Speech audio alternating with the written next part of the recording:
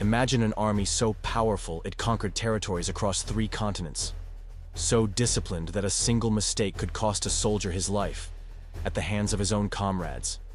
So resilient that even in defeat, it returned stronger, more ruthless, more organized. Now answer this.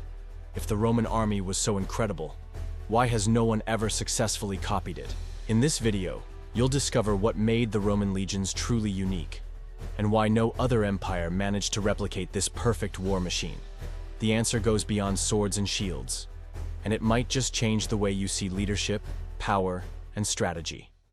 Visualize a legionary, not a legendary warrior with superpowers, but an ordinary citizen, carrying a rectangular shield called a scutum, a short sword known as a gladius, segmented armor, and one mission: obey without hesitation.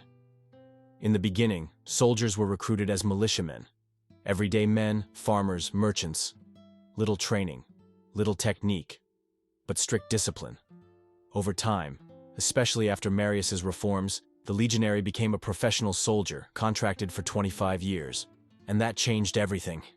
They trained every single day. Josephus wrote, "For the Romans, training was bloodless war, and war was bloody training." Beyond combat, they learned engineering, logistics, bridge building, and even basic medicine. They weren't just fighters. They were multifunctional tools built to endure, capable of building a camp in just a few hours, and then marching for miles the next day without breaking formation. Each legionary was part of a precise mechanism, where physical strength, mental discipline, and tactical awareness worked as one body. The enemy didn't see mere soldiers. They saw a polished machine, trained and ready to crush everything in its path. In the legion, a mistake wasn't met with a warning. It was met with punishment. Harsh punishment. Lie? Too bad. Disobey? Too bad.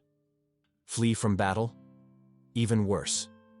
The infamous decimation was the ultimate penalty. When a unit failed, 1 out of every 10 men was chosen at random to be executed by their own comrades. The fear of punishment created a level of discipline that would be unthinkable today. But it wasn't just fear. There were also rewards, medals, titles, money, and even land grants upon retirement. The legion was more than an army. It was a brutal school of obedience, merit, and survival. And that culture of discipline wasn't enforced only from the top down. It was upheld by the soldiers themselves, who knew that one man's failure could cost everyone their lives. Each man watched the other. Every mistake was a collective threat. The result? An army where obedience wasn't just an order. It was a matter of honor and self-preservation. While other armies fought as rigid blocks, like the Greek phalanx, Rome innovated. It created the Modular System, which later evolved into centuries and cohorts. Each small unit could operate independently. This allowed for flexible maneuvers, tactical reinforcements, and quick reactions to the chaos of battle. At the heart of it all were the centurions, the true pillars of the structure. They were seasoned professionals who ensured that even if a general fell, the unit would not collapse. It was like an intelligent swarm. Each part could think and fight on its own. This decentralized organization gave the legions a brutal advantage. While their enemies waited for orders amid the chaos, the Romans were already repositioning, flanking, and attacking. It was as if they had multiple brains operating at once. And that wasn't luck, it was design. It was a structure built to win, even in the face of improvisation.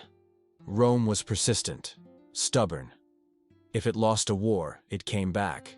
If it lost an army, it built another.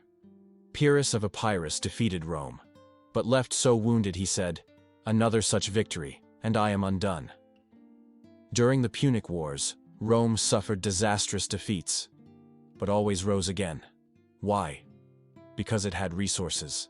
Thousands of citizens ready to serve, a network of allies, a functioning state, and above all, a collective mindset that giving up was never an option. Rome didn't win just with swords. It won with endurance. Its strength lay in pushing forward when others stopped, standing firm when others fled, rebuilding when everything seemed lost. It was like a tide. It might pull back, but it always came back stronger. This mental pattern, almost obsessive, was the fuel behind every long-fought victory. In the beginning, Rome was terrible at logistics, but it learned fast. They built roads, mobile supply depots, secure routes, and resupply systems. The legions marched with everything they needed: weapons, food, medics, even blacksmiths. While other armies wore themselves down far from home, the Romans operated as if they were in their own backyard. Rome won many wars before a single battle was fought, because it understood that logistics is the art of arriving on the battlefield alive and fully prepared. And more than that, wherever they went, they built. They could set up fortified camps within hours, with palisades, trenches, and internal streets, true temporary military cities. This not only offered protection, but also sent a clear message to the enemy. This was a force that knew how to take control of space. They didn't just occupy territory, they organized it. And that was a silent, yet devastating form of domination. Now, the final question. Why didn't anyone simply copy this model? The answer is simple. Because copying Rome meant copying an entire system. It wasn't enough to have similar swords or train a little harder. You needed a large population willing to serve for decades, a political class ready to fund extremely expensive campaigns, leaders willing to punish and reward with equal intensity, an integrated system of culture, ideology, and logistics. Some tried: Mithridates, the Hellenistic kingdoms, even the Persians, but they all failed. Because Rome's success was built on synergy. Trying to copy just one piece is like imitating a lion's roar with a whistle. Even when they mimicked the weapons, the organization, or the training, they lacked the spirit of the system. Rome wasn't just a technical model. It was an institutional mindset, a culture of war, an ecosystem of power, and that invisible part was the hardest to replicate.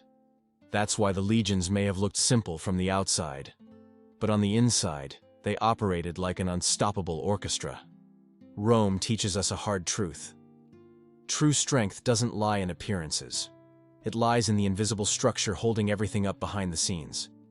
Today, you might not be building an army, but you are building something. A career, a project, a life. So ask yourself, are you only focusing on the sword, or are you building your entire legion? The story of the Roman legions is a reminder.